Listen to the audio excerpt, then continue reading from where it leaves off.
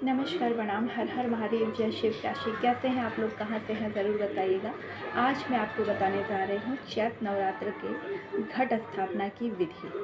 और आप सभी लोगों के घर में घट स्थापना होता है तो यह उपाय अवश्य कीजिएगा। घट स्थापना में आपको मिट्टी का हांडी चाहिए होता है, जिसे हम घड़ा भी मटका भी बोलते हैं। वो ले आइएगा, मौली ले आइएगा, एक नारियल ले लीजिएगा जिसमें पानी हो, विदाउट पानी वाला नहीं लाना है, ठीक है। अब आपको आम का जो टहनी होता है वो लेकर आना है और मटकी में गंगा जल भरना है। गंगा जल भरेंगे और 9 प्लैनेट के लिए, 9 ग्रह को अपने ठीक करने के लिए, घर के दोष को दूर करने के लिए 9 चीज़ें उसमें आपको डालना है। डालने के समय ये एक बात का याद रखिएगा, इस उंगली का टच ना हो, इस प्रकार से डालिएगा, ठीक है। तो हम सूर्य के लिए आप सभी लोग क्या डालेंगे, सूर्य ग्रह को मजबूत करने के लिए गेहूँ डालेंगे। चंद्र ग्रह को मजबूत करने के लिए चावल डालेंगे, ठीक है। अब मंगल ग्रह को मजबूत करने के लिए मसूर की दाल डालेंगे।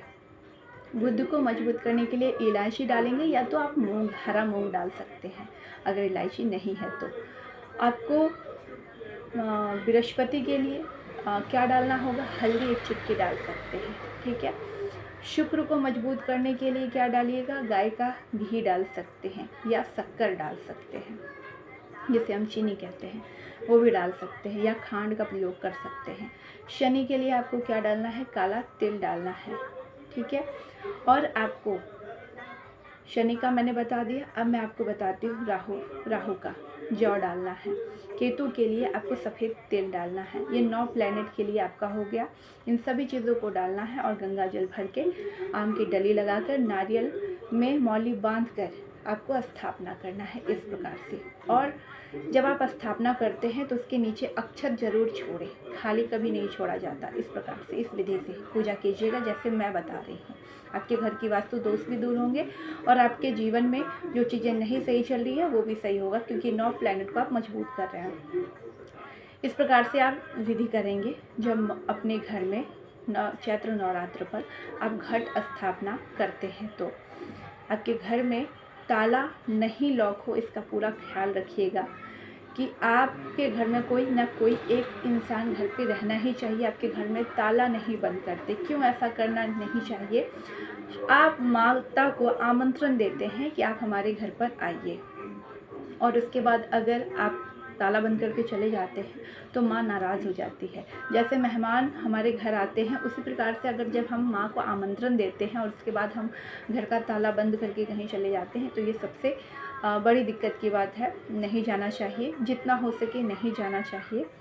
अगर बहुत अर्जेंट है तो माँ से बोल कर जाइए कि माँ मैं आ रही हूँ, और अपने घर का एक दरवाज़ा खोल कर जाइएगा जो आपका अंदर का दरवाज़ा हो, जहाँ पे आपने बिठा रखा हो।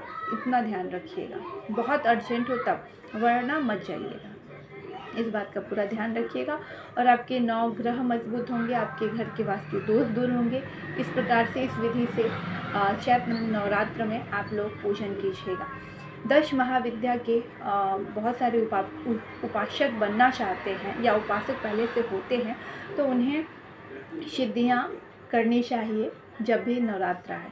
नवरात्र में क्रियाएं भी बहुत होती है, हर अनेक प्रकार की होती है। तो यहाँ पर मैं बताऊंगी कि कुछ चीज़ें का आप लोग बहुत ध्यान रखिएगा। नवरात्र के समय अजनबी इंसान आपको, जिसको आप कभी जानते भी नहीं हो, ठीक है, वो इंसान आपके ऊपर कुछ फेंक देता हो तो तुरंत आप मंदिर में जाकर, या किसी को जानते हैं तो अपना उतारा करवा लीजिएगा, क्योंकि ये लोग जानबूझकर ही इस तरीके की चीज़ों को फेंकते हैं। चाहे सड़क पर फेंक देते हैं तो उस पर अगर आपका गलती से पाँव चल गया तो आप तुरंत उपाय कर सकते हैं, ठीक है। मैं आपको यहाँ पर एक बात यहाँ और बताऊँगी, लौंग और बतासे का भोग माँ को ज़रूर अर्पण कीजिएगा और माँ को मिठाई अवश्य भोग में चढ़ाइएगा और पूजा विधि से पाठ कीजिएगा और माँ का मंत्र जाप कीजिएगा। दुर्गा सप्तशती का पाठ कीजिएगा। दुर्गा सप्तशती का जब भी आप पाठ करते हैं तो एक बात अपने हृदय में बिठा लीजिए कि दुर्गा सप्तशती माँ का एक स्वरूप है। आप उसको अध्ययन कर रहे हैं तो आपके मन में किसी भी प्रकार का भ्रम नहीं होना चाहिए। और हर एक दिन आपको एक एक अध्याय पढ़ना है, या हो सके तो आप जितना पढ़ सकते हैं उतना पढ़िएगा। लेकिन कुंजिका श्रोतम पढ़ना बिल्कुल मत भूलिएगा, कुंजिका श्रोतम ज़रूर पढ़िएगा। और मैं आपको बता दूं कि आरती अवश्य कीजिएगा। आरती के बिना अधूरा होता है। किताबें कोई भी आप पढ़िए तो आरती अवश्य कीजिएगा। यहाँ पर मैं बताऊंगी कि दुर्गा पूजा में बहुत सारे लोग मुझसे ताबीज़ जो बनाना चाहते हैं वो भी बनवा सकते हैं। जिनके बच्चे को बार बार नज़र लगती है, उनको भी चाहिए, किसी कारणवश वो दुखी रहते हैं, तो हर प्रकार की ताबीज़ उपलब्ध हैं, आप मंगवा सकते हैं अगर आपको ज़रूरत है तो। नहीं ज़रूरत है कोई बात नहीं। कोई भी पूजा विधि अनुष्ठान आपको करवाना है तो आप हमसे कांटेक्ट कर सकते हैं। मैं ज्योतिषाचार्य हस्तरेखा, कुंडली, numerology, tarot card reading, vastu दोष सब चीज़ देखती हूँ। यहाँ तक कि अगर आपके ऊपर किसी ऊपरी छाया का चीज़ है तो वो भी मैं देखती हूँ। हर हर महादेव।